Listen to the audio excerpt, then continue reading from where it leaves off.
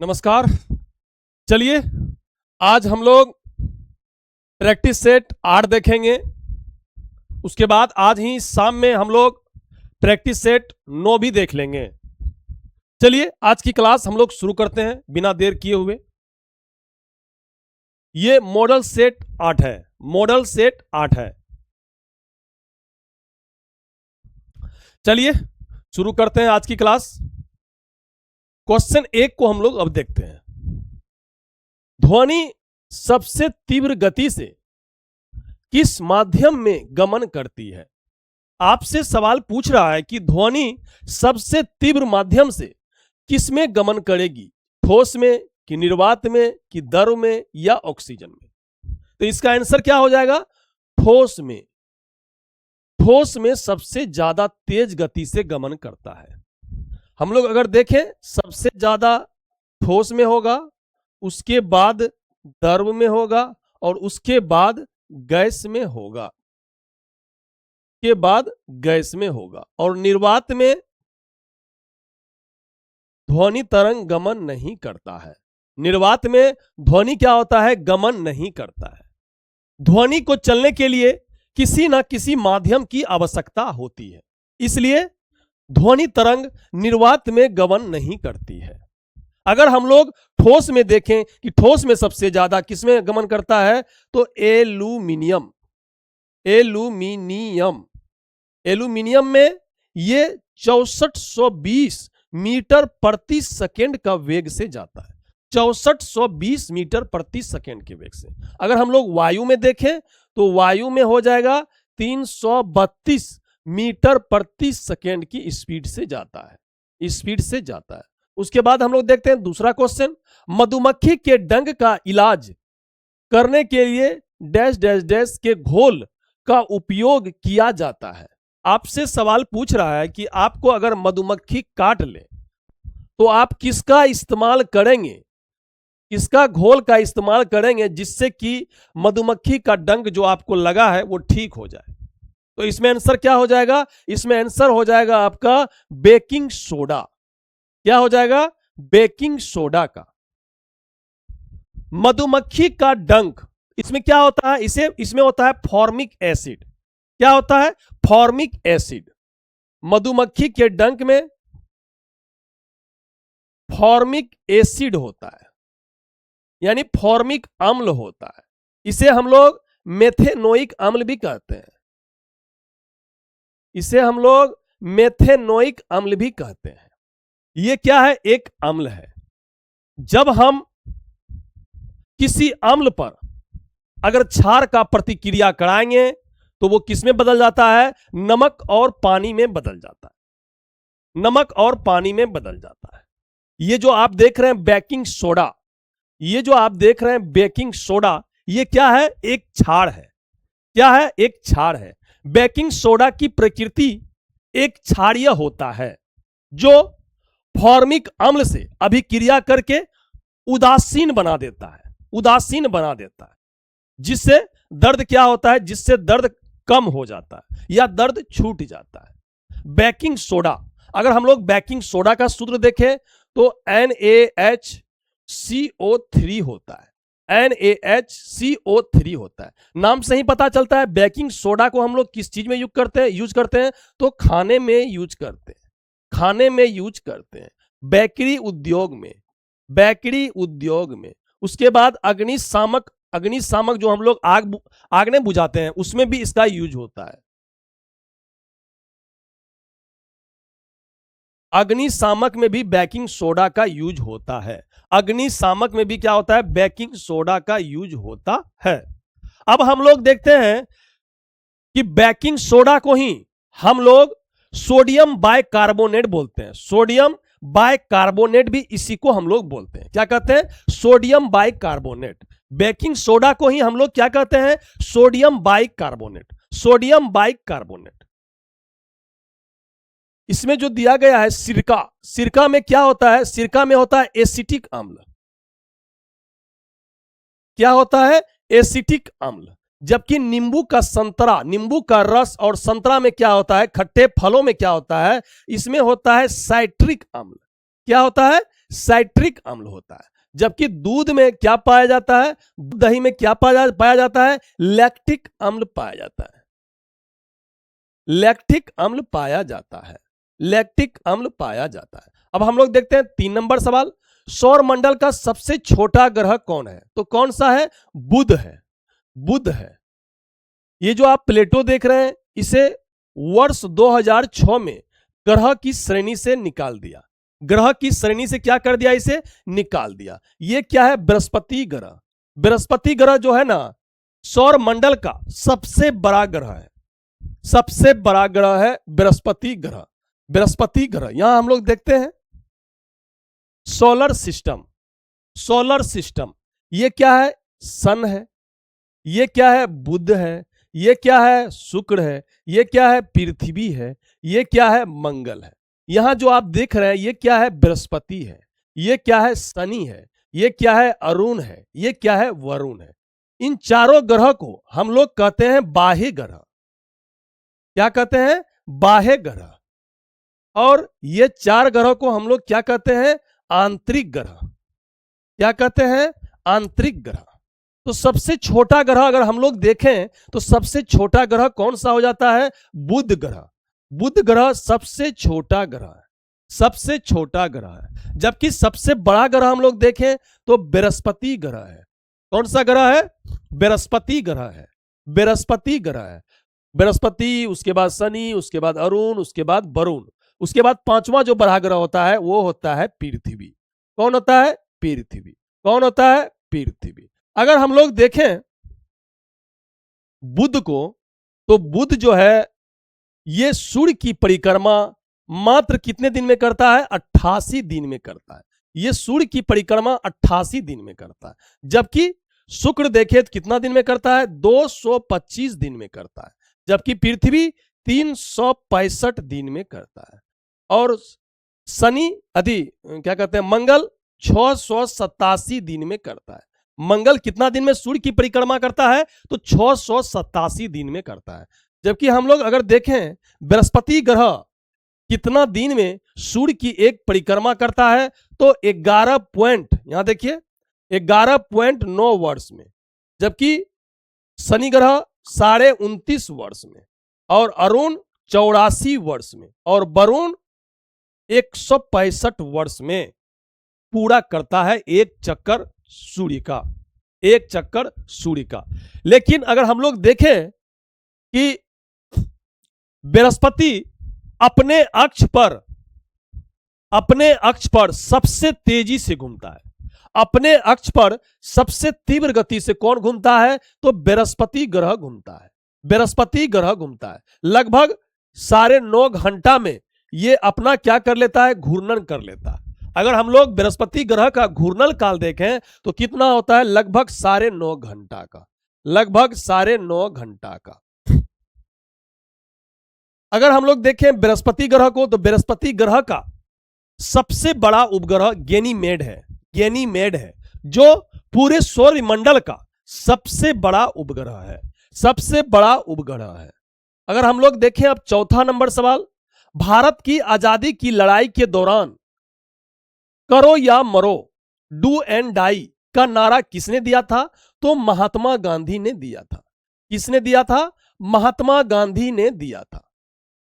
8 भारत छोड़ो आंदोलन 8 अगस्त 1942 को, कब? 8 अगस्त 1942 को मुंबई के ग्वालियर टैंक मैदान से शुरू हुआ था। मुंबई के ग्वालियर टैंक मैदान से शुरू हुआ था। कब? 8 अगस्त 1942 को। कहां से? मुंबई के ग्वालियर टैंक मैदान से भारत छोड़ो आंदोलन शुरू हुआ था। उसी में महात्मा गांधी ने करो या मरो का नारा दिया था। करो या मरो का नारा दिया था। करो या मरो का नारा दिया था। 5 नंबर सवाल देखते हैं। भीष्म पितामह ने आजीवन शादी न करने का प्रण लिया था। रेखांकित शब्द का समास होगा। ये आजीवन का पूछ रहा है, तो इसमें क्या हो जाएगा? अव्यय भाव समाज, भाव समाज, अव्यय भाव समाज हो जाएगा। क्या हो जाएगा? अव्यय भाव समाज हो जाएगा। उसके बाद हम लोग देखते हैं 6 नंबर सवाल। जब एक गिलास पर रखे कार्डबोर्ड को उंगली से धक्का दिया जाता है तो उस पर रखा सिक्का ग्लास में गिर जाता है। यह कथन किस नियम को यानी किस नियम को रेखांकित करता है? तो इसमें हो जाएगा जड़त्व के नियम को। अगर जड़त्व में भी दिया रहता कि गति का जड़त्व या विराम का जड़त्व तो आंसर हो जाता विराम का जड़त्व, विराम का जड़त्व। लेकिन जड़त्व दिया है सिर्फ, तो मार देते हैं आंसर। विराम का जड़त्व का ये क्या है? आंसर होगा इसमें विराम का जड़त्व। देखिए यहां पे एक गिलास के ऊपर एक कार्डबोर्ड रखा है, गिलास के ऊपर क्या रखा है? एक कार्डबोर्ड रखा है और उसके ऊपर एक सिक्का रखा है। इस कार्डबोर्ड को हम क्या करेंगे? इधर आगे धकेलेंगे, लेकिन उस सिक्का क्या करेगा? विराम का जड़त्व होने के कारण यह सिक्का पानी में गिर जाएगा, एक गिलास में गिर जाएगा। देख लीजिए यहां पे, इसे हम धक्का दिए, ये कार्डबोर्ड कहां आगे आ गया, लेकिन सिक्का गिलास में गिर गया। तो ये विराम का जड़त्व का नियम है जो न्यूटन साहब ने दिया था। न्यूटन साहब ने 1687 ईस्वी में, कब? 1687 ईस्वी में अपने बुक प्रिंसिपिया में गति के 3 नियम दिए थे। प्रथम गति को ही हम लोग क्या कहते हैं? जड़त्व का नियम या गैलीलियो का नियम कहते हैं। तो जड़त्व का नियम 2 प्रकार का होता है, एक होता है गति का जड़त्व और एक होता है विराम का जड़त्व। विराम का जड़त्व, तो ये जो है ना, ये विराम का जड़त्व का एग्जाम्पल है, विराम का जड़त्व का। चलिए अब हम लोग आगे देखते हैं। महात्मा गांधी की हत्या के मामले में सजा सुनाने वाले जज कौन थे? यानी इसमें कह रहा है कि महात्मा गांधी की जो हत्या 30 जनवरी 1948 को नाथूराम गोडसे ने किया था, यह मामला जो केस अदालत में गया, तो कौन सा इसमें न्यायाधीश है जो इस मामला को देखता था? कौन सा न्यायाधीश था? तो इसमें देखिए, याद रखिए, ट्रिक से आप याद रखिए कि महात्मा गांधी मर गया, उसका क्या हुआ? आत्मा यानी मर गया तो आत्मा अब क्या हो गया? आत्मा देख रहा है, इसलिए आत्मा से याद रखिएगा। तो न्यायमूर्ति आत्माचरण होगा, न्यायमूर्ति आत्माचरण, न्यायमूर्ति आत्माचरण, आत्मा से याद रखिएगा। देखिए यहां, महात्मा गांधी की हत्या के मामले में सजा सुनाने वाले जज न्यायमूर्ति आत्माचरण थे। 8 नवंबर 1949 को उन्होंने नाथूराम गोडसे और नारायण आप्टे को फांसी की सजा सुनाई थी। 2 व्यक्ति को फांसी की सजा हुई थी, एक नाथूराम गोडसे को और दूसरा व्यक्ति नारायण आप्टे को। गांधी जी की हत्या का मुकदमा नाथूराम गोडसे, विष्णु करकरे, दामोदर वीर सावरकर, गोपाल गोडसे, मदन लाल पहवा एवं नारायण आप्टे पर चलाया गया था। गांधी जी की हत्या कब हुआ था? 30 जनवरी 1948 को दिल्ली के बिरला भवन में यानी बिरला हाउस में नाथूराम गोडसे ने कर दिया था। नाथूराम गोडसे ने कर दिया था। 30 जनवरी 1948 को गांधी जी की हत्या नाथूराम गोडसे ने कहां किया था? दिल्ली के बिरला हाउस में किया था। और मरते समय महात्मा गांधी ने क्या कहा, क्या नारा दिया? हे राम। क्या नारा दिया था? कि क्या कह के मारा था? हे राम। तो आपसे सवाल पूछ सकता है कि हे राम का नारा किसने दिया है? तो महात्मा गांधी ने दिया है। महात्मा गांधी का जन्म 2 अक्टूबर 1869 को हुआ था। कहां पे? पोरबंदर, गुजरात में। इसका मूल नाम क्या था? मोहनदास करमचंद गांधी। और माता का नाम क्या था? पुतली बाई। और पिता का नाम करमचंद गांधी। ये 4 पुत्र थे, 4 पुत्र थे इसका। एक थे रामदास, देवदास, ऐसे याद नहीं रखिएगा, हरि, मणि, राम, दास, ऐसे याद रखिए, अच्छा लगेगा। हरिलाल, मणिलाल, रामलाल, दास। देखिए, हरिलाल, मणिलाल, रामदास, देवदास। इसी तरह आप याद रखिए। जमनालाल बजाज को 5वां पुत्र की उपाधि दिया गया है। गांधी जी के नेतृत्व में हुए प्रथम 3 संघर्ष, चंपारण सत्याग्रह कहां हुआ था? ये बिहार के चंपारण में। कब? 1917 में। 1917 में हुआ था। इसी चंपारण सत्याग्रह के दौरान तिनकटिया पद्धति जो चंपारण में शुरू हो यानी चंपारण के किसान को ब्रिटिश सरकार ने जो तिनगठिया पद्धति के द्वारा वहां के किसानों पर अत्याचार कर रहा था, तो तिनगठिया पद्धति को समाप्त किया था गांधी जी ने। यह तिनगठिया पद्धति क्या होता है? तो 20 कट्ठा खेत में 3 कट्ठा पर आपको नील का खेती उगाना है, यह अनिवार्य कर दिया था। और नील का खेती क्या करता है? जमीन को बंजर बना देता है। इसी चंपारण सत्याग्रह में जब सफलता मिला तो उसके बाद रविंद्रनाथ टैगोर ने गांधी जी को महात्मा की उपाधि दिया था। उसके बाद हम लोग देखते हैं अहमदाबाद मिल मजदूर हड़ताल। इस हड़ताल में महात्मा गांधी पहली बार भूख हड़ताल किए थे। पहली बार कब? 1918 में। 1918 में। एक होता है खेरा सत्याग्रह, यह भी कब हुआ है? 1918 में। गांधी जी ने असहयोग आंदोलन कब चलाया था? 1 अगस्त 1920 को। 1 अगस्त 1920 को प्रारंभ किया था। गांधी जी ने सविनय अवज्ञा आंदोलन की शुरुआत दांडी मार्च, यानी दांडी मार्च कब शुरू हुआ था? दांडी मार्च अहमदाबाद में एक साबरमती आश्रम है, उसी आश्रम से दांडी मार्च की शुरुआत 12 मार्च 1930 से हुआ था। 12 मार्च 1930 को हुआ था 78 अनुयायियों के साथ, और 240 मील चला था। 24 दिन की यात्रा करने के बाद 5 अप्रैल 1930 को यह कहां पहुंचा? गुजरात के दांडी पहुंचा। लेकिन 6 अप्रैल को, 5 अप्रैल को नहीं तोड़ा, 6 अप्रैल 1930 को गांधी जी ने मुट्ठी भर बालू लेकर नमक कानून को तोड़ा। मुट्ठी भर नमक लेकर क्या करा? नमक कानून को तोड़ा। और इसी 6 अप्रैल 1930 को सविनय अवज्ञा आंदोलन शुरू हुआ। 15 अगस्त 1947 के दिन गांधी जी कहां थे?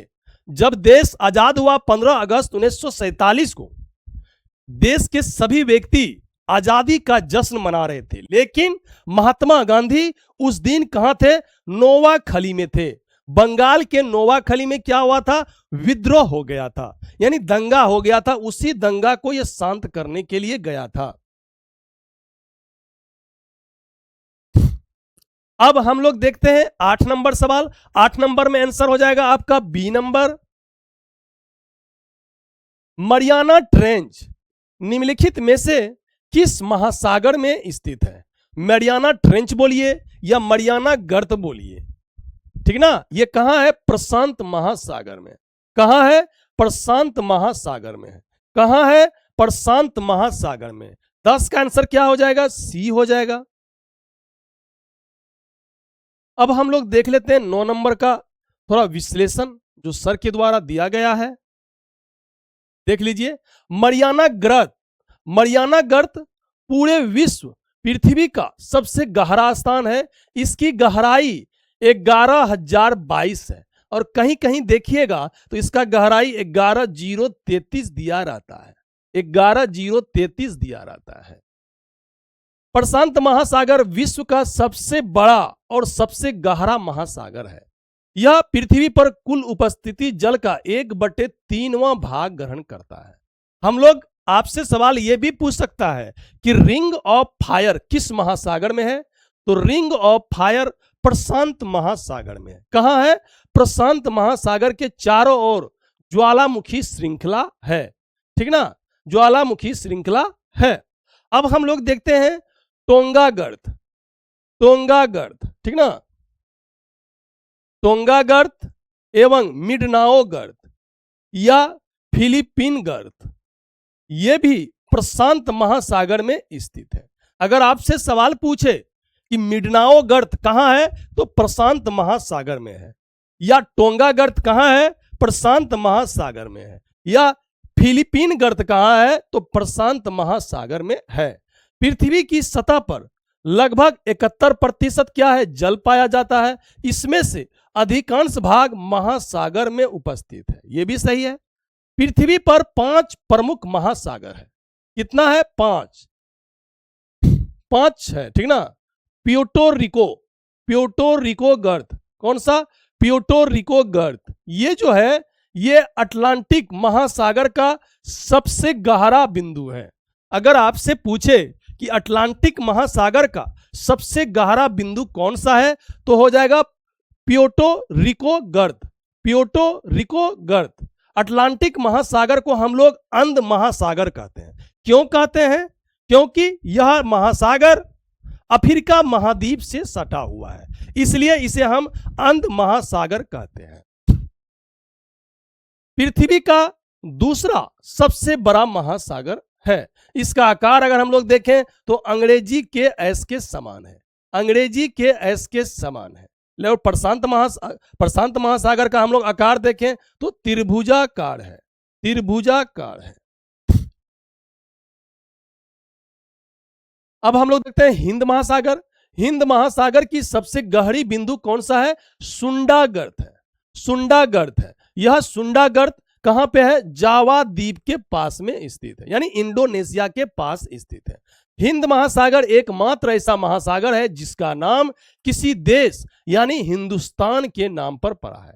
अब देखिए यहां एक सैंडविच गर्त, सैंडविच गर्त, ये अटलांटिका महासागर बोलिए या दक्षिणी महासागर बोलिए का सबसे गहरा बिंदु है, सबसे गहरा बिंदु है। अगर आपसे पूछे दक्षिणी महासागर या अटलांटिका महासागर का सबसे गहरा बिंदु कौन है, तो सैंडविच गर्त है। कौन सा है, सैंडविच गर्त है।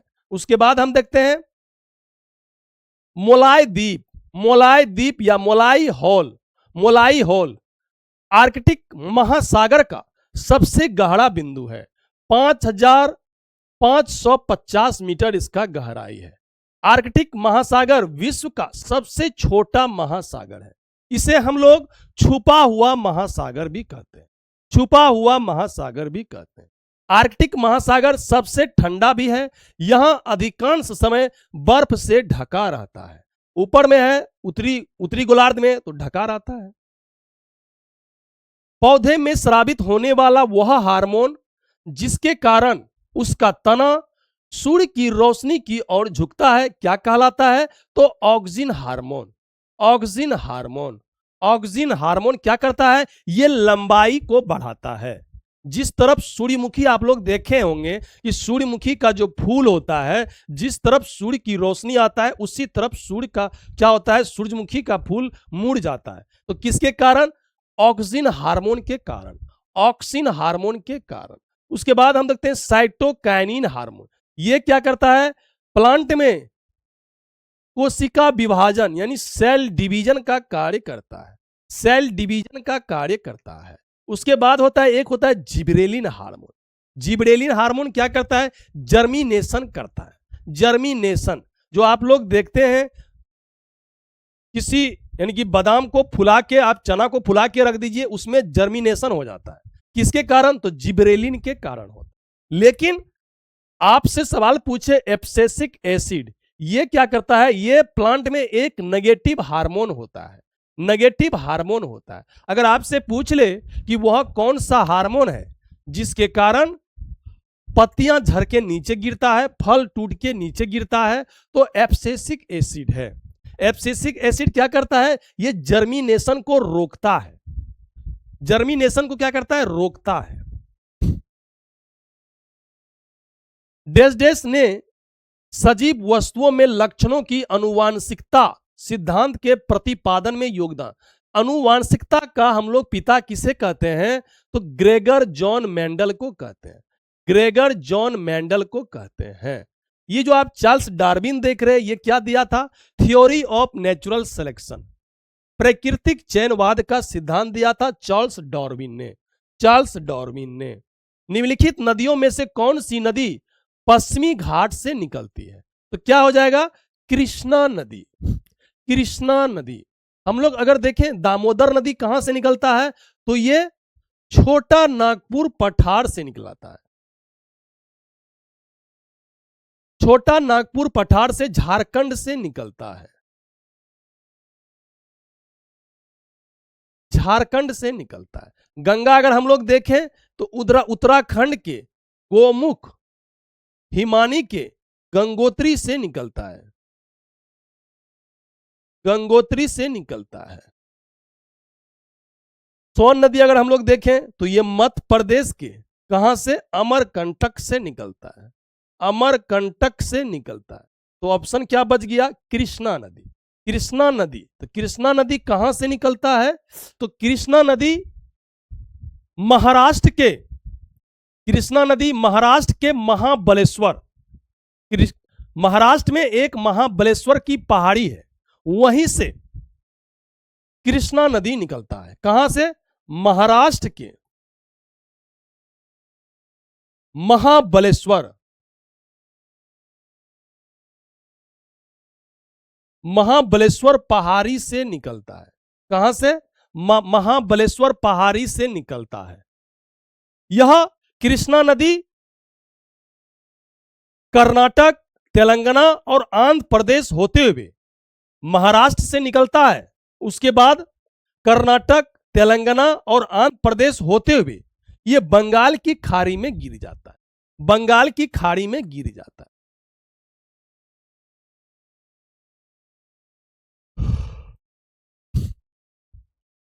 उच्चतम न्यायालय के न्यायाधीशों की सेवानिवृत्ति अवधि कितना होता है अधिकतम, तो उच्चतम न्यायालय पूछा है ना, इसमें हो जाएगा 65 साल। कितना हो जाएगा, 65 साल। अगर हम लोग को हाई कोर्ट के बारे में पूछता तो हो जाता 62 साल, हो जाता कितना, 62 साल हाई कोर्ट के बारे में। 2025 में पुरुषों की श्रेणी में सर्वश्रेष्ठ अंतरराष्ट्रीय क्रिकेट के लिए पॉली उमरीगर पुरस्कार किस खिलाड़ी ने जीता है, तो जसप्रीत बुमराह ने। किसने, जसप्रीत बुमराह ने, जसप्रीत बुमराह ने जीता है। दंत चिकित्सक अवतल दर्पण का उपयोग करते हैं, क्यों करते हैं, बड़ा देखने के लिए करते हैं। क्यों करते हैं, आभासी दिखने के लिए करते हैं। दंत चिकित्सक अवतल दर्पण का उपयोग करते हैं क्योंकि इस पर निर्मित प्रतिबिंब क्या होता है, आभासी होता है और बड़ा होता है, उल्टा नहीं होता है, बड़ा होता है, सीधा होता है और आभासी होता है, और आभासी होता है।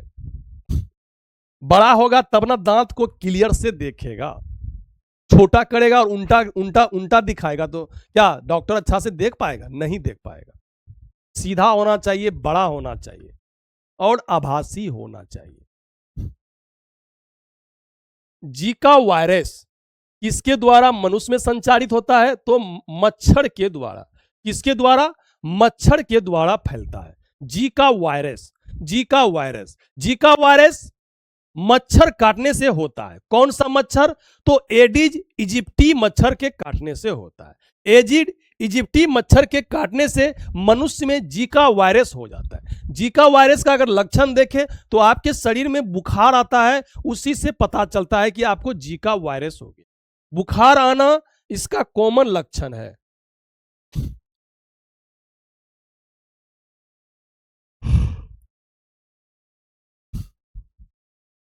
शिक्षक का बहुवचन होगा, शिक्षक का क्या हो जाएगा, बहुवचन, तो शिक्षक गण हो जाएगा। क्या हो जाएगा, शिक्षक गण हो जाएगा। शिक्षक का बहुवचन क्या हो जाएगा, शिक्षक गण हो जाएगा, शिक्षक गण हो जाएगा। सबसे बड़ा स्तनपायी क्या है, ब्लू व्हेल। सबसे बड़ा कौन है, ब्लू व्हेल। 6 के प्रथम 6 सकारात्मक गुणनों का औसत क्या होगा, तो इसमें क्या हो जाएगा, इसमें हो जाएगा आपका 21 हो जाएगा। क्या हो जाएगा, 21 हो जाएगा। प्रचलित भारतीय राष्ट्रीय ध्वज का डिजाइन किसने तैयार किया था, तो पिंकली वैया ने तैयार किया। किसने, पिंकली वैया ने तैयार किया। यही है भारत का आन बान शान राष्ट्रीय ध्वज तिरंगा। अगर हम लोग दिखें तिरंगा में कितने कलर हैं, तो 1 कलर, 2 कलर, 3 कलर और 4 कलर। टोटल 4 कलर का यूज हुआ है, टोटल 4 कलर का। केसरिया भलबरने वाले श्वेत रंग सच्चाई, हरा रंग है हरी हमारी धरती की अंगड़ाई। ऊपर क्या है? केसरिया है, बीच में क्या है? श्वेत है, नीचे क्या है? हरियाली है यानी हरा है। ये जो आप बीच में देख रहे हैं ब्लू रंग से, ये क्या है? ये है अशोक स्तंभ। अशोक स्तंभ, इसमें जो तिल्ली दिया गया है ये 24 तिल्ली है। कितना है? 24 तिल्ली है। सफेद पट्टी के बीच में, सफेद पट्टी के बीच में, सफेद पट्टी के बीच में 24 तिल्ली वाला एक चक्र मौजूद होता है, जिसे हम लोग अशोक के सारनाथ स्तंभ से, अशोक के सारनाथ स्तंभ में स्थित अशोक स्तंभ से लिया गया है। कहां से लिया गया है? सारनाथ में जो स्थित है अशोक स्तंभ, उसी से हम लोग ये चक्र लिए हैं। इसमें क्या है? 24 तिल्लियां का यूज हुआ है। कितना तिल्ली? 24 तिल्ली का। अगर हम लोग देखें ये तिरंगा को, राष्ट्रीय ध्वज को हम लोग कब अपनाए? तो 22 जुलाई 1947 को। तिरंगा को हम लोग कब अपनाए? तो 22 जुलाई 1947 को हम लोग तिरंगा को अपना लिए। 22 जुलाई 1947 को। उसके बाद अगर हम लोग देखें, ये क्या है? लंबाई है और ये चौड़ाई है। ये हो गया आपका लंबाई और ये हो गया चौड़ाई। तो लंबाई अनुपात 3 अनुपात चौड़ाई 2 होता है। अक्सर आप देखिएगा 2 अनुपात 3 लिखा रहता है। तो ये चौड़ाई हुआ और ये लंबाई हुआ, ठीक ना। भारतीय संविधान के अनुच्छेद 21 का ए किस अधिकार का उल्लेख करता है? तो ये शिक्षा का अधिकार का उल्लेख करता है। अनुच्छेद 21 का ए, इसे 86वां संविधान संशोधन 2002 के द्वारा जोड़ा गया था। हमारे संविधान में अगर देखा जाए तो पहले मूल्य कर्तव्य की संख्या नहीं था। इसे 42वां संविधान संशोधन 1976 के तहत कुल 10 मूल्य कर्तव्य को जोड़ा गया था। लेकिन अभी वर्तमान में 11 मूल्य कर्तव्य है। 11वां मूल्य कर्तव्य को हम लोग 86वां संविधान संशोधन 2002 के द्वारा जोड़ा गया। 11वां मूल्य कर्तव्य, इसमें क्या लिखा गया है? 6 से 14 वर्ष के बच्चे को निःशुल्क शिक्षा। और यही चीज कहां लिखा गया है? 21 का ए में 6 से 14 वर्ष के बच्चे को निःशुल्क शिक्षा। इसे भी जोड़ा गया है 86वां संविधान संशोधन 2002 के द्वारा। 2002 के द्वारा, 2 के द्वारा। अब हम लोग देखते हैं 23 नंबर सवाल। कोलाइडी विलयन में पदार्थ के कणों का आकार व्यास डेस डेस के बीच रहता है। तो क्या रहता है? तो 10 पर पावर -7 और 10 पर पावर -5 सेमी के बीच रहता है। कोलाइडी विलयन, इससे पहले हम लोग को जानना है निलंबन क्या होता है। निलंबन यानी सस्पेंशन। निलंबन क्या होता है? निलंबन,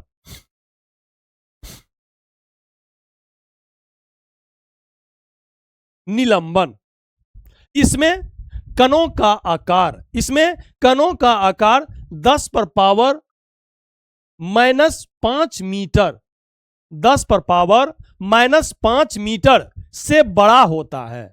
क्या होता है? से बड़ा होता है।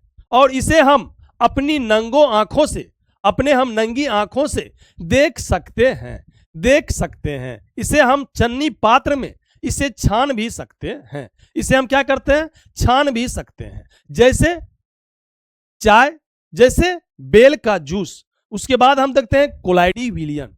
ये कोलाइडी विलयन,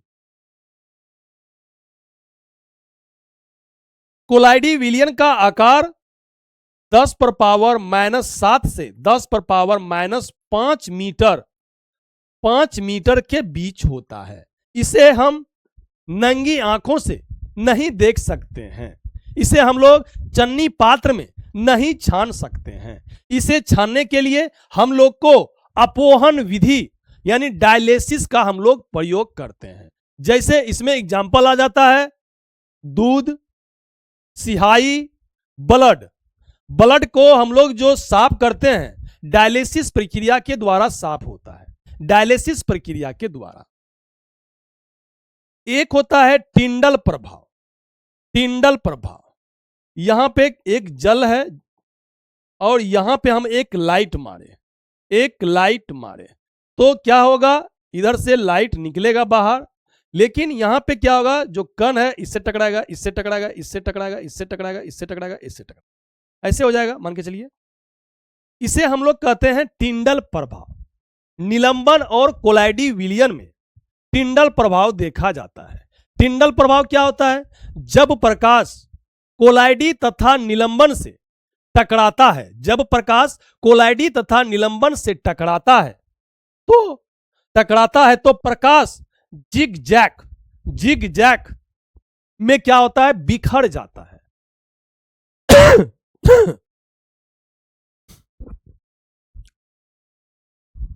जिग जैग में क्या होता है, बिखर जाता है। इसी बिखरना को हम लोग क्या कहते हैं, टिंडल प्रभाव कहते हैं। लेकिन ये जिग जैग जो बिखरा है इसे हम लोग कहते हैं ब्राउनिंग गति। क्या कहते हैं, ब्राउनिंग गति कहते हैं, ब्राउनिंग गति कहते हैं। क्या कहते हैं, ब्राउनिंग गति कहते हैं। चलिए देखते हैं अब 24 नंबर सवाल। यूनेस्को के भारतीय मानवता के अमूर्त सांस्कृतिक विरासत, अमूर्त सांस्कृतिक विरासत यूनेस्को का विरासत में शामिल गरबा नृत्य का संबंध किस राज्य से है, तो गुजरात से है। गरबा नृत्य कहां का है, गुजरात का है। और ये यूनेस्को का अमूर्त सांस्कृतिक विरासत, ये क्या चीज है, अमूर्त सांस्कृतिक विरासत जिसे हम छू नहीं सकते हैं उसे अमूर्त सांस्कृतिक विरासत कहते हैं। जैसे गरबा, क्या गरबा नृत्य को हम छू सकते हैं, नहीं। गरबा को हम लोग 2023 में यूनेस्को में शामिल किया है। कब, 2023 में। उसके बाद देखें सबसे नवीनतम यूनेस्को अमूर्त सांस्कृतिक विरासत में शामिल होने वाला कौन है, तो दीपावली। दीपावली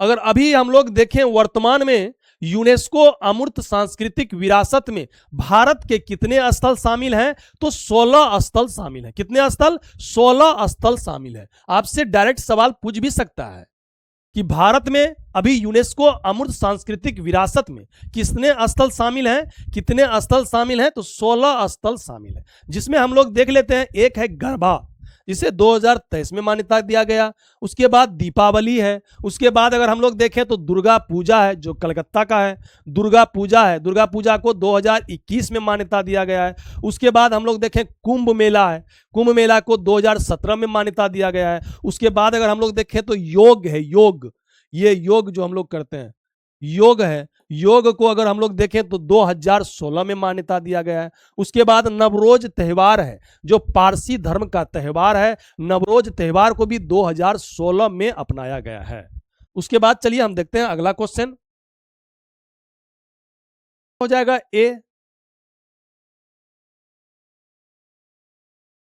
निम्नलिखित में से कौन सा तत्व मेंडलीव की आवर्त सारणी में एक निश्चित स्थान नहीं पा सका। मेंडलीव के आवर्त सारणी में एक निश्चित स्थान नहीं पा सका तो वो हाइड्रोजन था। कौन था, हाइड्रोजन था। हाइड्रोजन को मेंडलीव साहब ने कभी इसे क्षारीय धातु में रखता था तो कभी इसे हैलोजन के साथ में रख देता था। यानी कि हाइड्रोजन का कोई निश्चित स्थान तय नहीं किया था। हम आपको बताए हैं कि आवर्त सारणी बनाने का पहला प्रयास डोबेनियर ने किया था। किसने किया था, डोबेनियर ने किया था। इसने त्रिक सिद्धांत दिया था। किसने, डोबेनियर ने कौन सा सिद्धांत दिया था, त्रिक सिद्धांत दिया था। उसके बाद हम आपको बताए फिर दूसरा प्रयास किसने किया, तो दूसरा प्रयास न्यूलैंड साहब ने किया था। न्यूलैंड साहब ने किया था, इसने अष्टक नियम दिया था। और तीसरा प्रयास मेंडलीव साहब ने किया था। मेंडलीव साहब ने किया था, इसने पहली बार सभी धातुओं को आवर्त में बांटा था। इसके समय आवर्तों की संख्या 7 था। उसके बाद वर्ग की संख्या 9 था और कुल एलिमेंट देखें, कुल एलिमेंट की संख्या 63 था। जिसमें पहला एलिमेंट देखे तो हाइड्रोजन था और अंतिम एलिमेंट देखे तो यूरेनियम 238 था। यूरेनियम 238 था। इसी ने पहली बार आवर्त सारणी में ग्रुप और आवर्त की बात किया, इसलिए हम लोग इसे आवर्त सारणी का जनक कहते हैं। उसके बाद कौन आया? भोसले। भोसले साहब ने आवर्त सारणी को परमाणु क्रमांक के आधार पर सजाया था। अभी जो हम 3 नाम पहले बोले, ये सभी व्यक्ति परमाणु भार के आधार पर सजाया था, लेकिन भोसले साहब ने परमाणु क्रमांक के आधार पर सजाया और इसके समय कुल 118 एलिमेंट हो गया था। और आवर्त कितना हो गया था? भोसले के समय 7 था और वर्ग कितना था? 18 था। कितना था? 18 था। भोसले साहब को हम आधुनिक आवर्त सारणी का जनक कहते हैं। आधुनिक आवर्त सारणी का जनक कहते हैं। चलिए अगला क्वेश्चन देखते हैं। खनिज तेल या कच्चे तेल में से शुद्ध डीजल, पेट्रोल, मिट्टी तेल, कोल, तार आदि किस विधि द्वारा अलग किया जाता है? तो आंशिक आसवन विधि द्वारा। आंशिक आसवन विधि द्वारा। फिर देखते हैं 28 नंबर। जनवरी 2025 में देहरादून में आयोजित 38वें राष्ट्रीय खेलों का उद्घाटन किसने किया था? तो प्रधानमंत्री नरेंद्र मोदी के द्वारा किया गया था। प्रधानमंत्री नरेंद्र मोदी के द्वारा किया गया था। भारतीय अंतरिक्ष कार्यक्रम के जनक किसे कहते हैं हम लोग? तो विक्रम साराभाई को कहते हैं। और होमी जहांगीर भाभा को क्या कहते हैं? होमी जहांगीर भाभा को हम लोग परमाणु ऊर्जा का जनक कहते हैं। किसका जनक कहते हैं? तो परमाणु ऊर्जा का जनक किसे कहते हैं? होमी जहांगीर भाभा को परमाणु ऊर्जा का जनक कहते हैं, होमी जहांगीर भाभा को। एपीजे अब्दुल कलाम को हम लोग मिसाइल मैन ऑफ इंडिया कहते हैं। मिसाइल मैन ऑफ इंडिया कहते हैं। विक्रम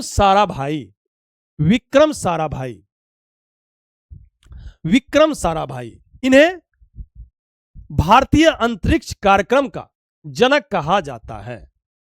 भारतीय अंतरिक्ष कार्यक्रम का जनक कहा जाता है। इसरो है ISRO, Indian Space Research Organisation. ISRO की स्थापना अगर हम लोग देखें, इसरो की स्थापना 15 अगस्त 1969 को हुआ था। मुख्यालय कहां है? तो बेंगलुरु में हुआ। बेंगलुरु में है मुख्यालय। इसके प्रथम अध्यक्ष देखें तो विक्रम साराभाई था। प्रथम अध्यक्ष कौन था? विक्रम साराभाई था। विक्रम साराभाई था। उसके बाद अगर वर्तमान अध्यक्ष हम लोग देखें तो वी नारायण है। कौन है वर्तमान अध्यक्ष? वी नारायण है। चलिए हम लोग देखते हैं 30 नंबर सवाल। ने किस कारक का चिन्ह है? तो कर्ता ने कर्म को, तो कर्ता आंसर हो जाएगा। अयस्क में मिले अशुद्धि पदार्थ को क्या कहते हैं? तो गैंग कहते हैं। क्या कहते हैं? गैंग कहते हैं। लेकिन गैंग और फ्लक्स को हम मिला देंगे तो उसे हम लोग कहते हैं धातु मल। क्या कहते हैं? धातु मल। यह अयस्क को शुद्ध करने का एक विधि है। यदि भारत के राष्ट्रपति और उपराष्ट्रपति दोनों का पद रिक्त हो तो भारत के राष्ट्रपति के रूप में काम कौन करेगा? तो भारत का मुख्य न्यायाधीश करेगा। भारत का मुख्य न्यायाधीश करेगा। भारत का मुख्य न्यायाधीश करेगा। अभी तक मात्र एक सुप्रीम कोर्ट के मात्र एक मुख्य न्यायाधीश भारत का राष्ट्रपति बना है। एक मुख्य न्यायाधीश एम हिदायतुल्ला बना है। 33 नंबर का आंसर डी हो जाएगा। आप लोग देख लीजिएगा। अब हम लोग देखते हैं 34 नंबर। भारत का सबसे बड़ा तथा दुनिया का दूसरा सबसे बड़ा मठ तवांग मठ कहां है? तवांग मठ कहां है? तो अरुणाचल प्रदेश में। अरुणाचल प्रदेश में। फिर हम लोग देखते हैं 35 नंबर सवाल। 35 नंबर सवाल अगर हम लोग देखते हैं तो इसका आंसर हो जाएगा बी। अब देखते हैं 36 नंबर सवाल। तो अस्थियां एक दूसरे से किस अनसंयोजी उत्तक के द्वारा जुड़ा होता है? दो अस्थियां। तो इसमें देखिए ये जो स्नायु दिया है इसे हम लोग इंग्लिश में कहते हैं लिगामेंट। लिगामेंट कहते हैं। क्या कहते हैं? लिगामेंट कहते हैं। जबकि ये पेशी जो दिया है इसे नहीं, पेशी ही रहता। एक होता है कंडरा। कंडरा हिंदी में कंडरा कहता है और इंग्लिश में इसे हम लोग कहते हैं लिगामेंट। और एक होता है लिगामेंट और दूसरा होता है टेंडल। टेंडल होता है, एक होता है लिगामेंट, एक होता है टेंडल। तो इसमें आपको एक ट्रिक याद रखना है, बीबी लाल। बीबी लाल, देखिए बी से हो जाता है बोन और बी से हो जाता है बोन। बोन से बोन को कौन जोड़ता है? तो बीबी लाल यानी लीगामेंट जोड़ता है, लीगामेंट जोड़ता है। फिर आपसे सवाल पूछे कि बोन टू मसल, बोन से मांसपेशी को कौन जोड़ता है? बोन से मांसपेशी को कौन जोड़ता है? तो टेंडल जोड़ता है, टेंडल जोड़ता है। तो इसमें आंसर क्या हो जाएगा? दो अस्थि यानी अस्थि से अस्थि को कौन जोड़ता है? स्नायु जोड़ता है यानी लीगामेंट जोड़ता है। निम्नलिखित में से कौन सा जोड़ा सही सुमेलित नहीं है? सूक्ष्मजीवीय लुईस पास्चर सही है। रक्त परिसंचरण तंत्र विलियम हार्वे सही है। ब्लड ग्रुप यानी कॉर्ड लेड स्टीनर एवं वीनर सही है। उत्परिवर्तनवाद ये रॉबर्ट कोच दिया है गलत। उत्परिवर्तनवाद ये नहीं होगा इसका आंसर। उत्परिवर्तनवाद, उत्परिवर्तनवाद का हुगो डी ब्रिज ने दिया था। किसने दिया था? हुगो डी ब्रिज, हुगो डी ब्रिज ने दिया था यह सिद्धांत। हुगो डी ब्रिज ने दिया था। किसने दिया था?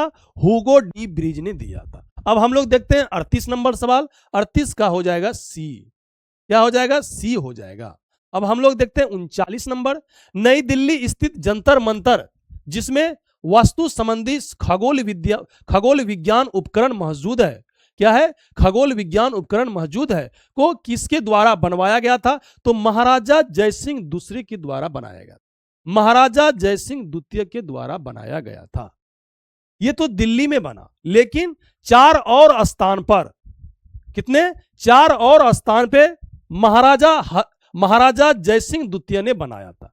जैसे हम लोग देख लेते हैं, जयपुर में भी बनाया है जंतर मंतर, मथुरा में भी बनाया है, उज्जैन में भी बनाया है और बनारस में भी बनाया है। जैसे अगर हम लोग देखते हैं तो जयपुर में भी बनाया है,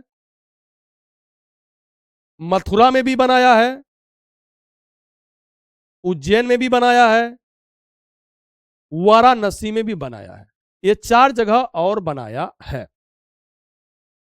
अगर आपसे सवाल पूछ दे कि जंतर मंतर क्या है, तो ये क्या है? एक खगोल विज्ञान उपकरण है। क्या है? खगोल विज्ञान उपकरण है। वर्ष 2025 में प्रधानमंत्री नरेंद्र मोदी के निजी सचिव के रूप में किसे नियुक्त किया गया था? तो निधि तिवारी को। किसे? निधि तिवारी को नियुक्त किया गया है। किसे नियुक्त किया गया है? निधि तिवारी को नियुक्त किया गया है।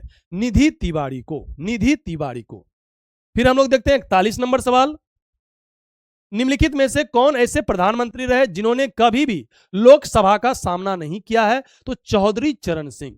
चौधरी चरण सिंह ने कभी भी लोकसभा का सामना नहीं किया है। मोरारजी देसाई ये जनता पार्टी से प्रथम बार प्रधानमंत्री बने थे। प्रथम बार गैर कांग्रेसी प्रधानमंत्री कौन था? तो मोरारजी देसाई था। ये जनता पार्टी की सरकार में यही प्रधानमंत्री बना था। और मोरारजी देसाई सबसे ज्यादा उम्र में बनने वाले प्रधानमंत्री है, सबसे ज्यादा उम्र में। उसके बाद हम लोग देखते हैं विश्वनाथ प्रताप सिंह। विश्वास, देखिए नाम से ही पता चलता है, विश्वास मत प्राप्त नहीं किया, इस्तीफा देना पड़ गया। किसे? विश्वनाथ प्रताप सिंह को। विश्वनाथ प्रताप सिंह। वेनगंगा तथा पेनगंगा किसकी सहायक नदी है? तो ये गोदावरी की सहायक नदी। किसकी सहायक नदी है? गोदावरी की सहायक नदी है। गोदावरी नदी कहां से निकलता है? तो नासिक के त्रियंबक पहाड़ी से निकलता है। त्रियंबक पहाड़ी से निकलता है। कहां से? महाराष्ट्र के नासिक से। और उसके बाद ये तेलंगाना, छत्तीसगढ़, ओडिशा और आंध्र प्रदेश होते हुए ये बंगाल की खाड़ी में गिर जाता है। अगर हम लोग गोदावरी नदी की लंबाई देखें तो 1465 किलोमीटर है। कितना है? 1465 किलोमीटर है।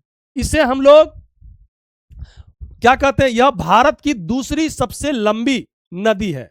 भारत की दूसरी सबसे लंबी नदी है। इसे हम लोग वृद्ध गंगा या दक्षिणी गंगा कहते हैं। क्या कहते हैं? वृद्ध गंगा या दक्षिणी गंगा कहते हैं। क्या कहते हैं? दक्षिणी गंगा कहते हैं। लेकिन अगर सवाल आपसे पूछे कि दक्षिण भारत की गंगा किसे कहते हैं, तो हम लोग कावेरी नदी को कहते हैं। किसे कहते हैं? कावेरी नदी को कहते हैं। महात्मा गांधी किस व्यक्ति को अपना राजनीतिक गुरु मानते थे? तो गोपाल कृष्ण गोखले को।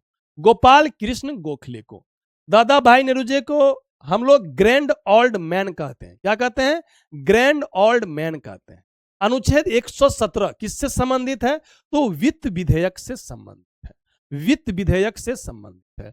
धन विधेयक की चर्चा अनुच्छेद 110 में है। अनुदान विधेयक की चर्चा अनुच्छेद 113 में है। विनियोग विधेयक की चर्चा अनुच्छेद 114 में है। अनुच्छेद 114 में है। अनुच्छेद 114 में है। फिर देखते हैं हम लोग 45 नंबर सवाल। इसका आंसर क्या हो जाएगा? 300 हो जाएगा। फिर 46 नंबर सवाल देखते हैं। कौन सा विषय भारतीय संविधान के अनुसार संघ सूची में सम्मिलित नहीं है? रक्षा है, रेलवे है, रिजर्व बैंक ऑफ इंडिया है, लेकिन स्थानीय स्वशासन जो है ये राज्य सूची का विषय है। ये राज्य सूची का विषय है। देखो पानी, ये राज्य सूची का विषय है।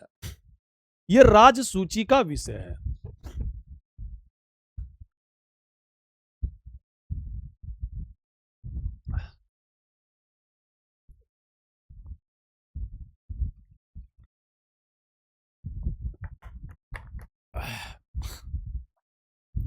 ये क्या है? ये राज्य सूची का विषय है। हम आपको पहले भी बताए थे कि सातवीं अनुसूची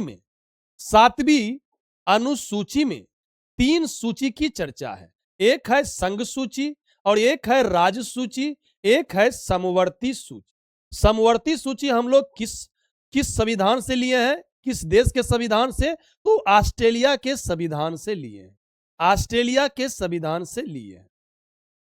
संघ सूची में देखें, अगर मूल संविधान में कुल यहां 97 विषय था, राज्य सूची में 66 विषय था, समवर्ती सूची में 47 विषय था। लेकिन अगर संघ सूची में अभी हम लोग देखें कितना विषय है, तो 100 विषय है, और राज्य सूची में 61 विषय है, और समवर्ती सूची में 52 विषय है। यहां जो आपको दिख रहा है कि 66 से 61 हो गया, 47 से 52 हो गया, तो यहां 5 विषय राज्य सूची से निकालकर समवर्ती सूची में डाल दिया। किस संविधान संशोधन के तहत? 42वां संविधान संशोधन 1976 के तहत। इसमें 5 विषय कौन कौन सा है? एक है आपका शिक्षा, वन्य जीव, मापतौल, न्यास प्रशासन।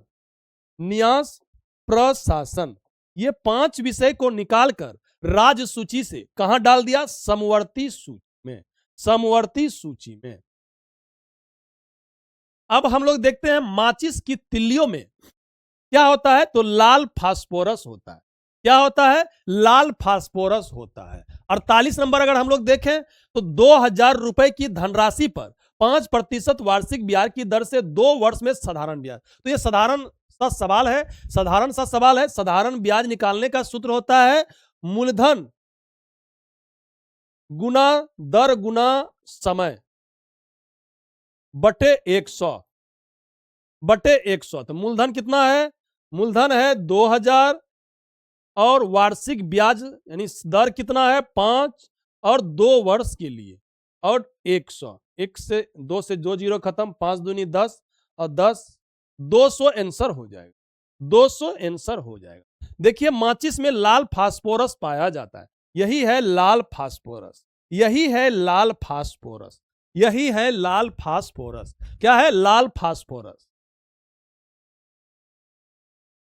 वर्ष 1905 में बंगाल के विभाजन का आदेश किसके द्वारा दिया गया था? तो लॉर्ड कर्जन ने दिया था। किसने? लॉर्ड कर्जन ने दिया था। किसने दिया था? लॉर्ड कर्जन ने दिया था। 19 जुलाई 1905 को। कब? 19 जुलाई 1905 को क्या किया? बंगाल विभाजन का घोषणा किया। बंगाल विभाजन का क्या किया? घोषणा किया। इसके विरोध में बंगाल की जनता ने 7 अगस्त 1905 को क्या किया? स्वदेशी आंदोलन चलाया। लेकिन तब पर भी 16 अक्टूबर 1905 को क्या किया, बंगाल विभाजन को लागू कर, बंगाल विभाजन को क्या किया, लागू कर दिया। उसके बाद वहां का व्यक्ति जो था बंगाल का, शोक दिवस, रक्षा बंधन यानी एक दूसरे के हाथ में कलाई पे राखी बांध के शोक दिवस मनाया, शोक दिवस मनाया। अब हम लोग देखते हैं 50 नंबर का आंसर क्या हो जाएगा, बी हो जाएगा बाय। और 51 नंबर का आंसर क्या हो जाएगा, 51 नंबर का आंसर भी हो जाएगा बी 1.3%। समान परमाणु क्रमांक परमाणु भिन्न परमाणु द्रव्यमान के परमाणुओं को कहते हैं। इसमें आपको क्या कह रहा है, देखिए समान परमाणु क्रमांक यानी परमाणु क्रमांक क्या है, यहां जो परमाणु क्रमांक है यह समान रहता है, लेकिन परमाणु द्रव्यमान यानी भार समान नहीं रहता है। तो इसको हम लोग क्या कहेंगे, इसे कहेंगे समस्थानिक, समस्थानिक यानी आइसोटॉप्स, आइसोटॉप्स। और एक होता है समभारिक, समभारिक में क्या होगा, समभारिक में होगा परमाणु द्रव्यमान, द्रव्यमान क्या होगा, समान होगा, लेकिन परमाणु क्रमांक क्या होगा, ये क्या होगा, भिन्न भिन्न होगा। इसे हम लोग समभारिक कहते हैं या आइसोबार कहते हैं। समस्थानिक में अगर हम लोग देखें एग्जांपल तो देखिए H1 H1 H1 H2 H1 H3। देखिए यहां पे परमाणु क्रमांक क्या है, यहां एक है, यहां भी एक है, यहां भी एक है, यानी परमाणु क्रमांक सेम है, परमाणु क्रमांक समान है, लेकिन परमाणु द्रव्यमान बोलिए या भार बोलिए अलग अलग, यहां एक है, यहां दो है, यहां तीन है। इसे हम लोग कहते हैं प्रोटियम, इसे हम लोग कहते हैं ड्यूटेरियम, इसे हम लोग कहते हैं ट्राइटियम, ट्राइटियम। ये क्या है, ये हाइड्रोजन के समस्थानिक हैं। और संभारिक में देखते हैं अगर एग्जांपल तो देखिए कैल्शियम 20, यहां होता है 40, आर्गन देखिएगा, आर्गन 40, यहां देखिए 18। परमाणु क्रमांक दोनों का क्या है, भिन्न है, लेकिन परमाणु भार दोनों का क्या है, सामान्य है, इसलिए हम इसको क्या कहते हैं, समभारिक। एक होता है सम न्यूट्रॉनिक, जिसमें न्यूट्रॉन की संख्या समान हो, उसे हम क्या कहते हैं, सम न्यूट्रॉनिक। एक होता है सम इलेक्ट्रॉनिक, तो इसमें इलेक्ट्रॉनों की संख्या समान हो, उसे हम कहते हैं सम इलेक्ट्रॉनिक। क्या कहते हैं, सम इलेक्ट्रॉनिक। निम्नलिखित में से बिहार के प्रथम राज्यपाल कौन थे, तो बिहार का प्रथम राज्यपाल जयराम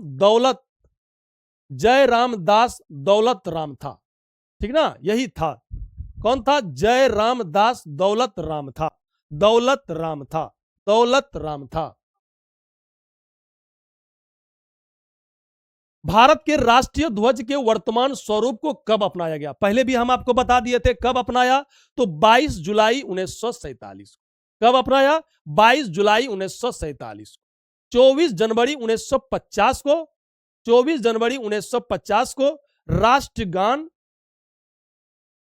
राष्ट्रगीत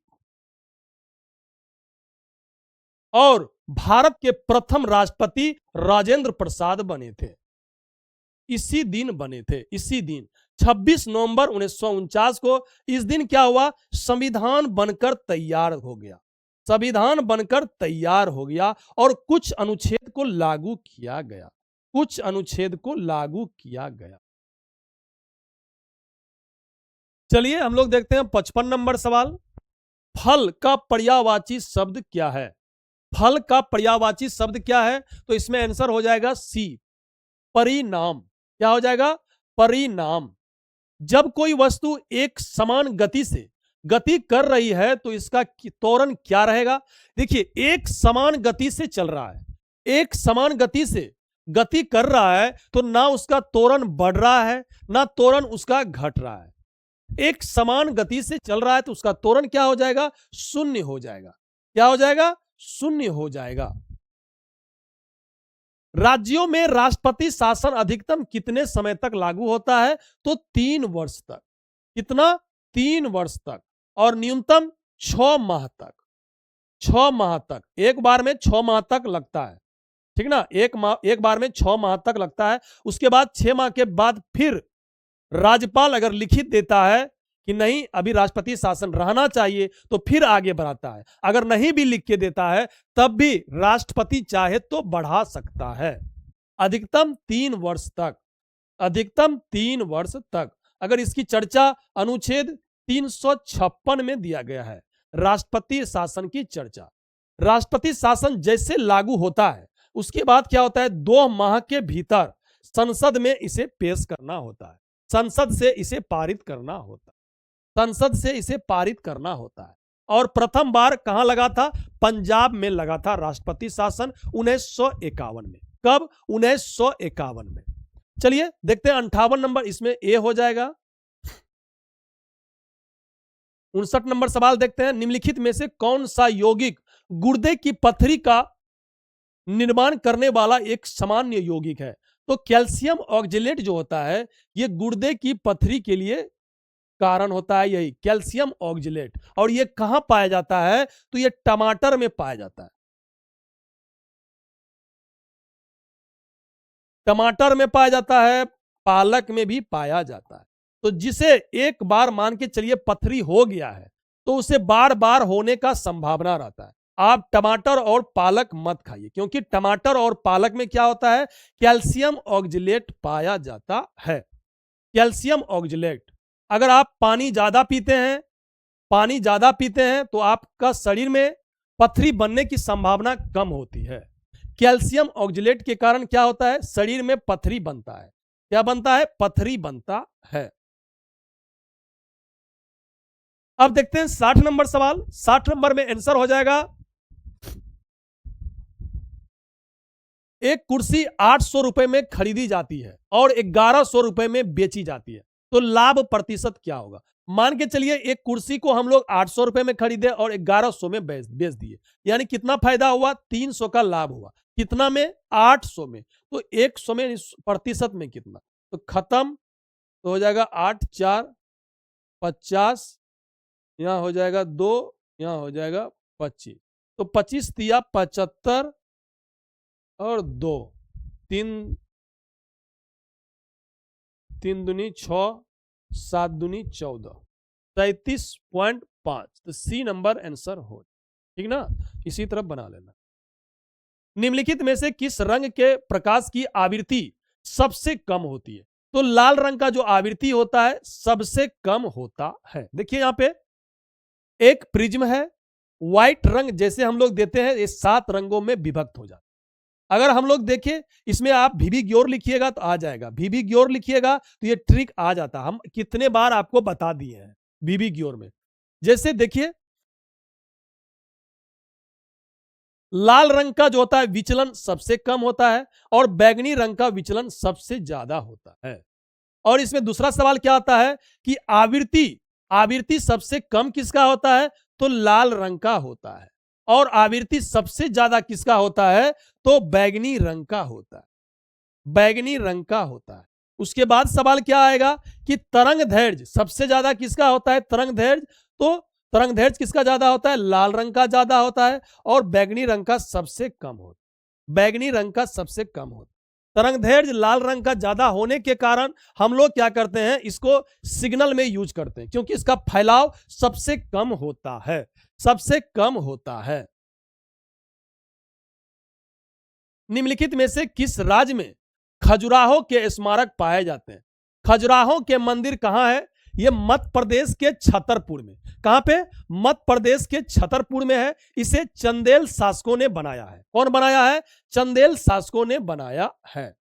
निम्नलिखित में से जीआई टैग प्राप्त उत्पादों में से बिहार का नहीं है। मगही पान तो है, मधुबनी पेंटिंग भी है, मिथिला मखाना है जिसे 2022 में दर्जा दिया, मिथिला मखाना भी है, लेकिन ये नहीं है। मुजफ्फरपुर नगर गुड़ नहीं है। यहां देखते हैं हम लोग, देखिए यहां पे ये क्या है, बिहार का जीआई टैग है, ठीक ना, बिहार का जीआई टैग है।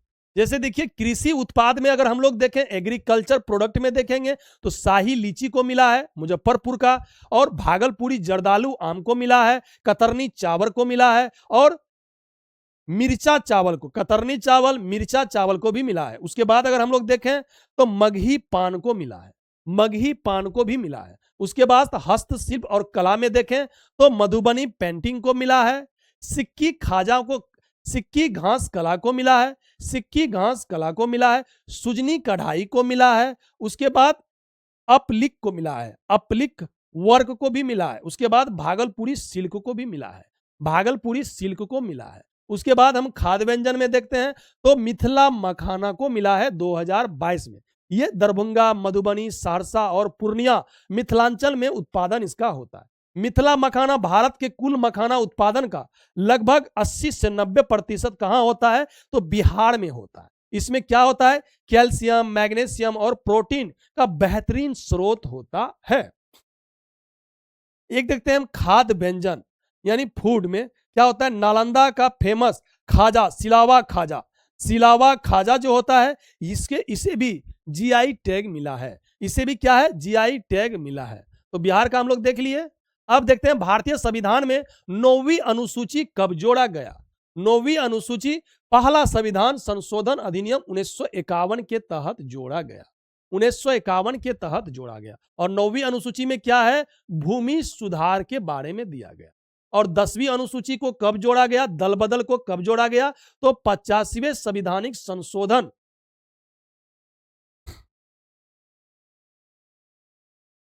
10वीं अनुसूची को कब जोड़ा गया, 52वां संविधान संशोधन 1985 में जोड़ा गया। फिर 11वां देखते हैं कब जोड़ा गया, 11वां को जोड़ा गया 73वां संविधानिक संशोधन 1993 के तहत जोड़ा गया। फिर 12वां अनुसूची कब जोड़ा गया, 74वां संविधानिक संशोधन 1993 के तहत जोड़ा गया, 1993 के तहत जोड़ा। अगर हम लोग देखें 9वीं अनुसूची को प्रथम संविधान संशोधन 1951 के तहत, 10वीं अनुसूची को 52वां संविधानिक संशोधन 1985 के तहत। इसमें क्या है, दल बदल है, क्या है, दल बदल के बारे में दिया गया। उसके बाद 11वीं अनुसूची को 73वां संविधानिक संशोधन 1993 के तहत। इसमें क्या है, इसमें है पंचायती राज के बारे में, पंचायती राज के बारे में।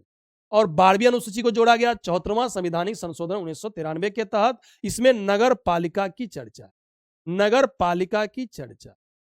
ये जो आप 71वां देख रहे हैं यहां पे कभी कभी 1992 भी लिखा रहता है। 42वां संविधान संशोधन 1976, ये भी बहुत महत्वपूर्ण है। इससे हम लोग क्या किए थे, मूल्य कर्तव्य जोड़े थे, मूल्य कर्तव्य जोड़े थे। और लोकसभा का कार्यकाल 5 वर्ष नहीं, 5 वर्ष से बढ़ाकर 6 वर्ष किए थे। इसमें बहुत चीज हुआ था, ठीक ना। फिर हम लोग देखते हैं 65 नंबर सवाल, हाल ही में किसने मैट्री में अतिरिक्त सचिव के रूप में कार्य करते हुए यूआईडीएआई के सीईओ का पदभार ग्रहण किया है। किसने किया है, भुवनेश कुमार ने। किसने किया है तो भुवनेश कुमार ने। किसने किया है, भुवनेश कुमार ने। विजयनगर साम्राज्य के पहले राजा कौन थे तो हरिहर थे।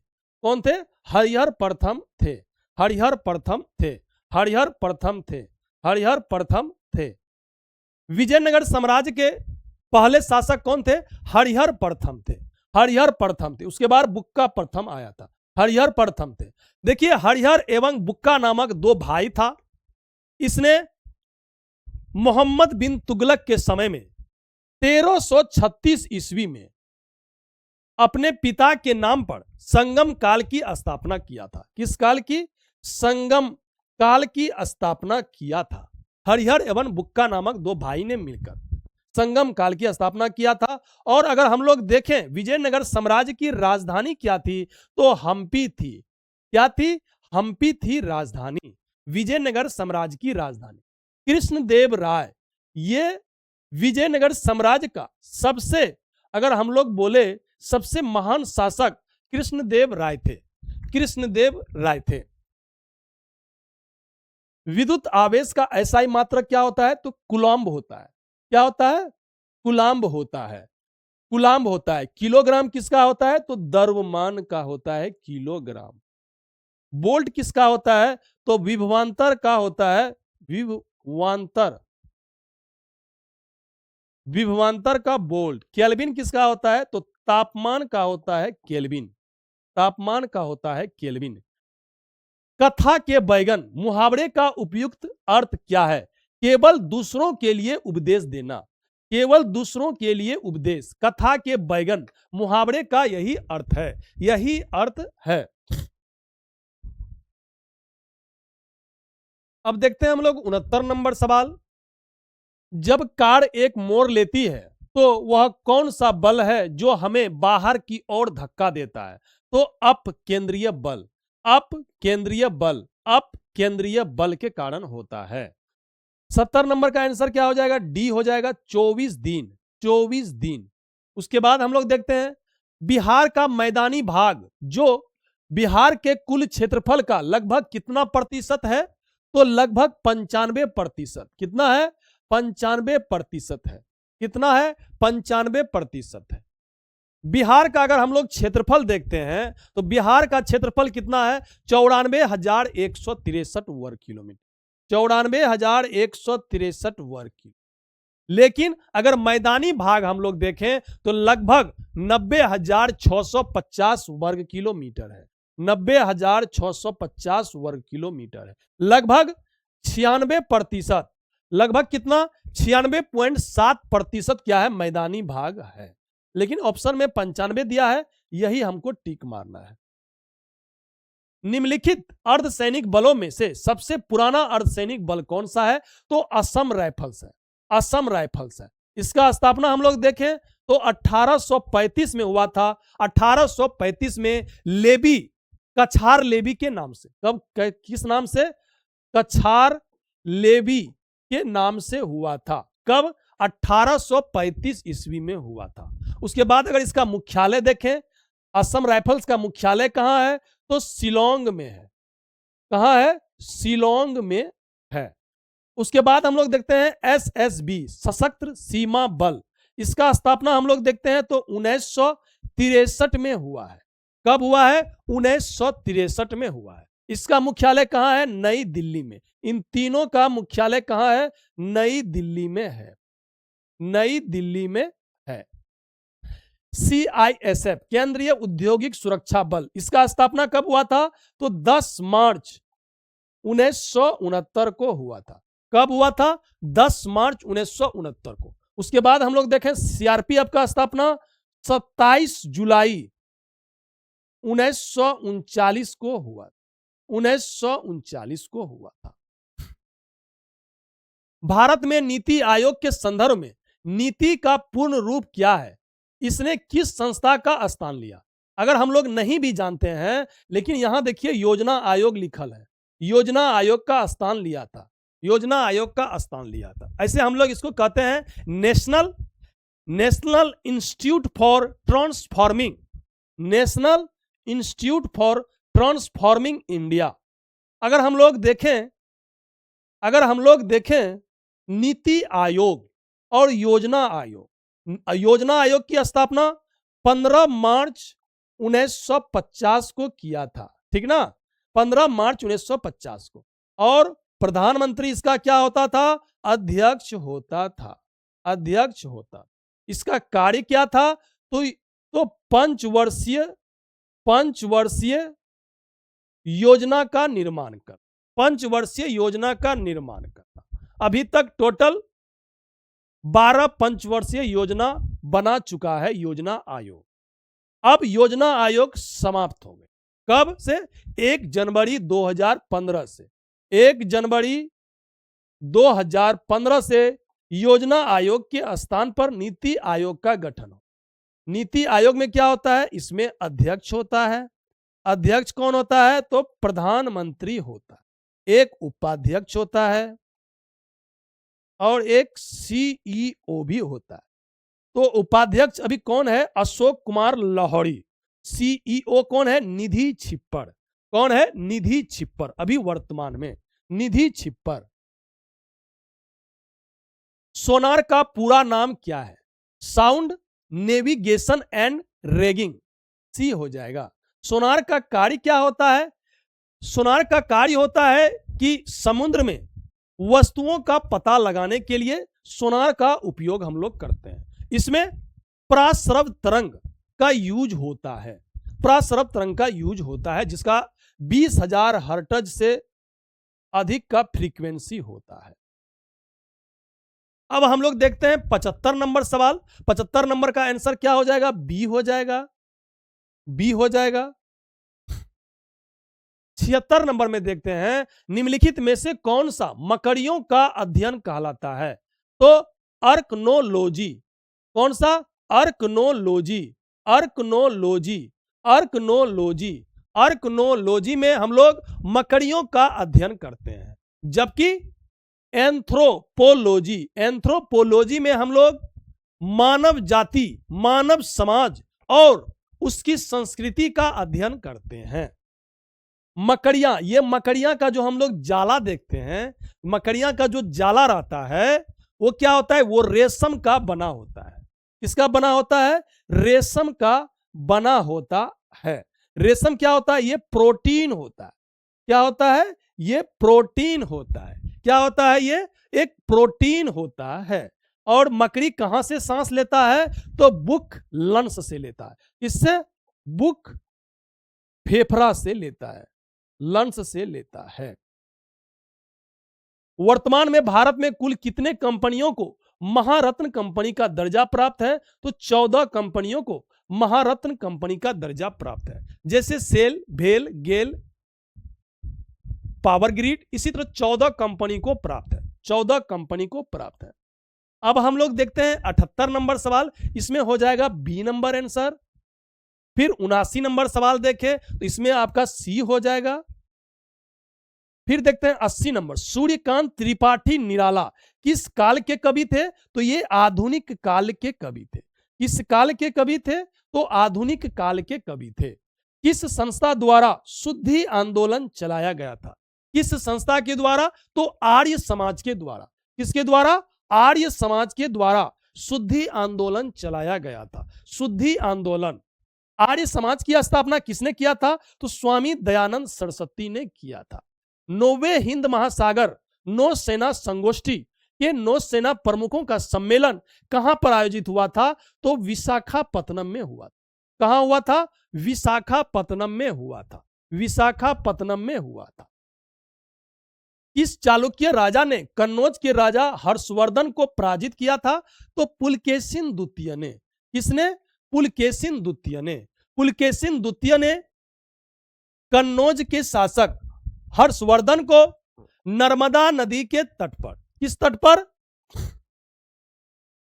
नर्मदा नदी के तट पर पुलकेशिन द्वितीय को पराजित किया था। नर्मदा नदी के तट पर। नहीं, गलती हो गया।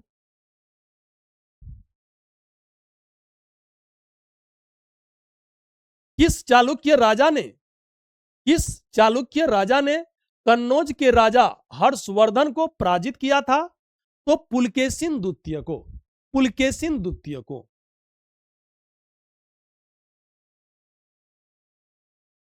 पुलकेशिन द्वितीय ने कन्नौज के राजा हर्षवर्धन को नर्मदा नदी के किनारे पराजित किया था। किसने? पुलकेशिन द्वितीय ने। किसने? पुलकेशिन द्वितीय ने पराजित किया था। लगभग 618 से 19 ईस्वी में। 618 से 19 ईस्वी में। भारत में सर्वोच्च न्यायालय की स्थापना कब किया था? तो 1950 में किया था। निम्न का मान ज्ञात कीजिए। 85 नंबर आंसर आप लोग मार लेना है, डी नंबर। कितना मार लेना है? डी नंबर मार लेना है। उसके बाद हम लोग देखते हैं, एक घरेलू गैस सिलेंडर एलपीजी में संग्रहित किया जाता है। नाम से ही पता चलता है, लिक्विफाइड पेट्रोलियम गैस, यानी लिक्विड अवस्था में, लिक्विड अवस्था में द्रवित पेट्रोलियम गैस, द्रवित पेट्रोलियम गैस। यह इसमें जो है ना प्रोपेन और ब्यूटेन का मिश्रण होता है। फिर हम लोग देख लेते हैं अब 84 नंबर सवाल का विश्लेषण, सुप्रीम कोर्ट का इतिहास।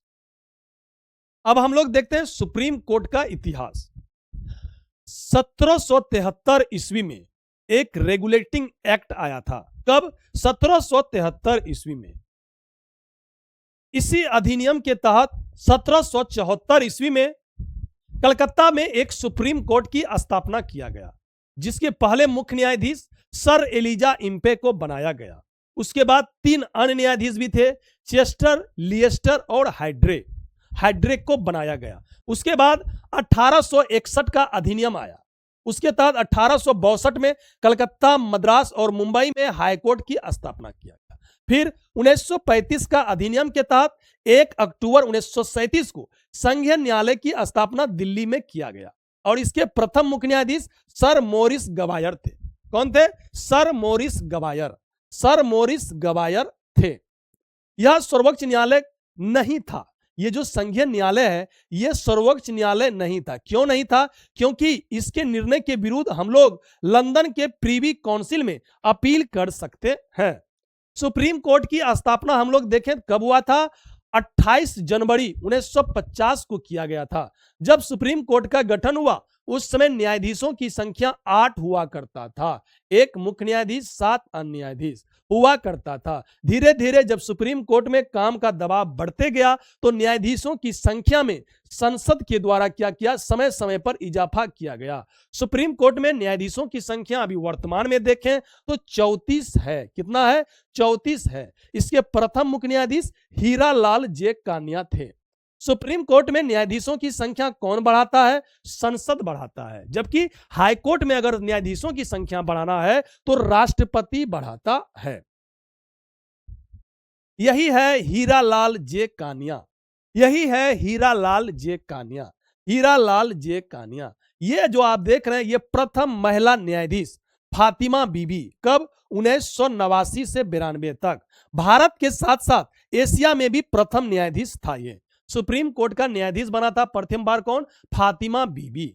बोडो समुदाय के बोथो धर्म को अलग जनगणना कोड किस राज्य में मिलता है? तो असम राज्य में मिलता है। क्योंकि बोडो जनजाति कहां पाया जाता है? असम में पाया जाता है। कहां पाया जाता है? असम में पाया जाता है। अब हम लोग 88 नंबर सवाल देखते हैं। इसका सी आंसर हो जाएगा।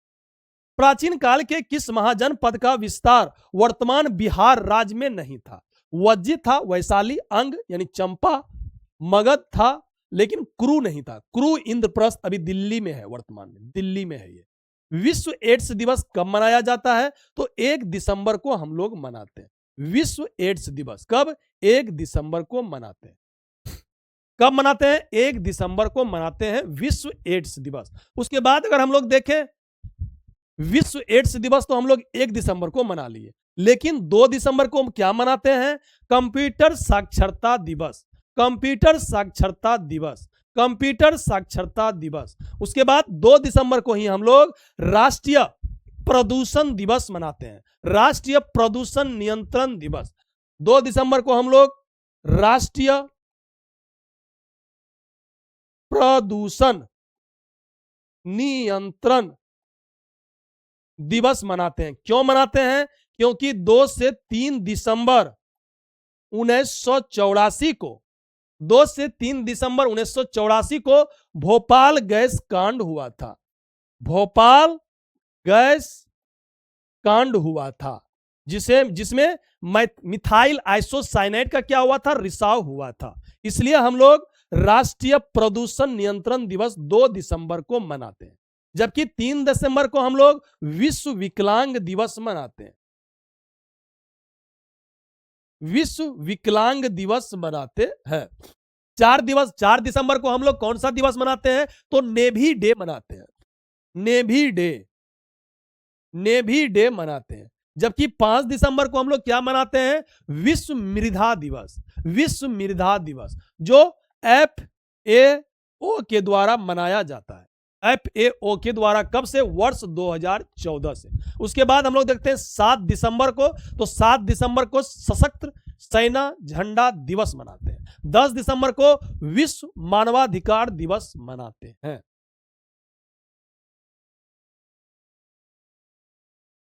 वास्को डी गामा भारत कब आया था?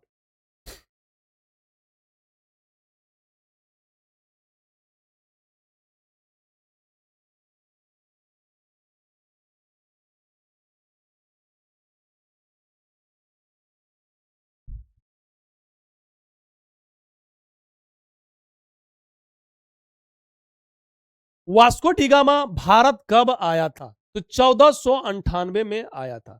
कब आया था? 1498 में आया था Vasco D gamma. Calicut Kerala में आया था। उस समय वहां का शासक कौन था? राजा जमोरिन था, जिसने वास्को डी गामा का स्वागत किया था। उसी समय मार के इसे भगा देता नंगा करके, तो अंग्रेज नहीं आता भारत में इसका स्वागत किया और 3 जहाज इसको मसाला दिया, फिर आया, आते गया। इसी तरह भारत एक दिन क्या हो गया? गुलाम हो गया। भारतीय संविधान के किस अनुच्छेद में राज्य के नीति निर्देशक तत्वों का वर्णन है? तो अनुच्छेद 36 से 51 तक। कब तक? 36 से 51 तक। 12 से 35 तक में किसका है? तो मौलिक अधिकार की चर्चा है।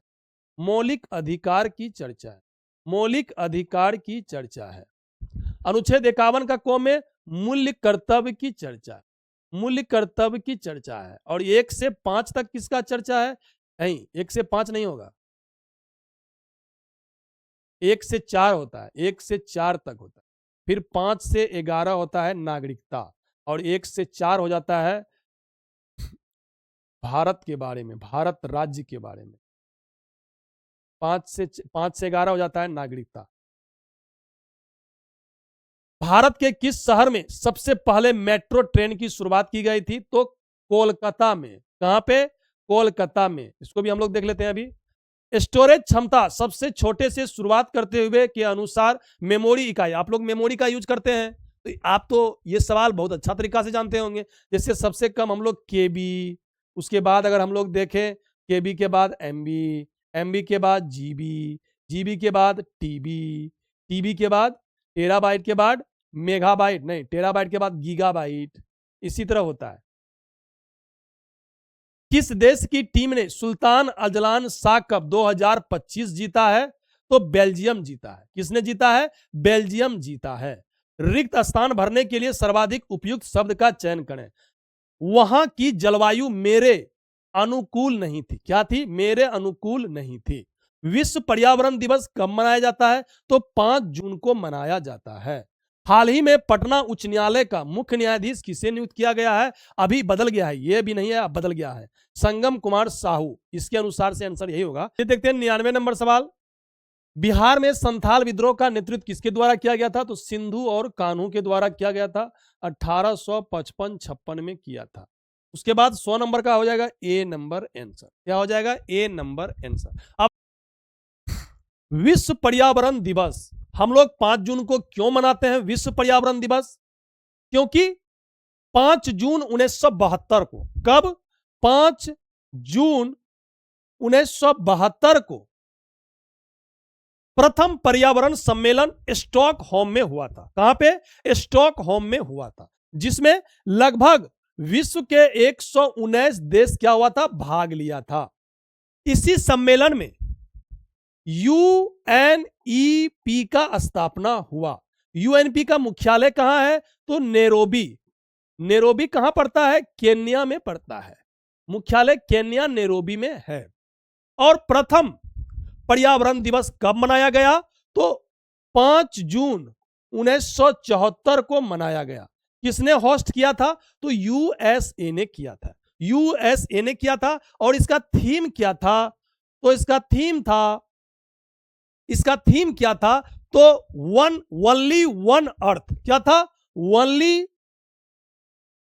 One earth. प्रथम पर्यावरण दिवस का यह थीम था। उसके बाद अगर हम लोग देखें 2018 में इसका होस्ट भारत किया था। और हम लोग ने इसका थीम क्या रखा था? तो beat the plastic pollution. Beat the plastic pollution. अभी आज पर्यावरण दिवस है। और 2026 का थीम क्या है? 2026 का थीम क्या है? तो प्रकृति से प्रेरित। क्या है? प्रकृति से प्रेरित। प्रकृति से प्रेरित जलवायु के लिए, जलवायु के लिए, प्रकृति से प्रेरित जलवायु के लिए और हमारे भविष्य के लिए, हमारे भविष्य के लिए। तो 2026 का थीम क्या है? प्रकृति से प्रेरित जलवायु के लिए, हमारे भविष्य के लिए, हमारे भविष्य के लिए। और इस बार विश्व पर्यावरण दिवस का होस्ट कंट्री कौन है? तो अजरबैजान है। कौन है 2026 में? अजरबैजान है। अजरबैजान है। अजरबैजान की राजधानी कहां पड़ता है? तो बाकू पड़ता है। कहां पड़ता है? बाकू पड़ता है। चलिए अब हम लोग देखते हैं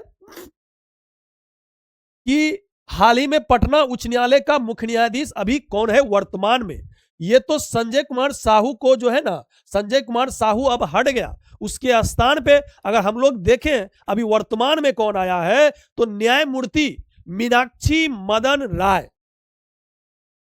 मीनाक्षी मदन राय, ये अगर हम लोग देखें तो पटना हाईकोर्ट का 48वीं मुख्य न्यायाधीश है और दूसरा महिला न्यायाधीश है मीनाक्षी मदन राय। मीनाक्षी मदन राय अभी वर्तमान में पटना हाईकोर्ट का मुख्य न्यायाधीश है। यह 48वां मुख्य न्यायाधीश है और सेकेंड महिला मुख्य न्यायाधीश है।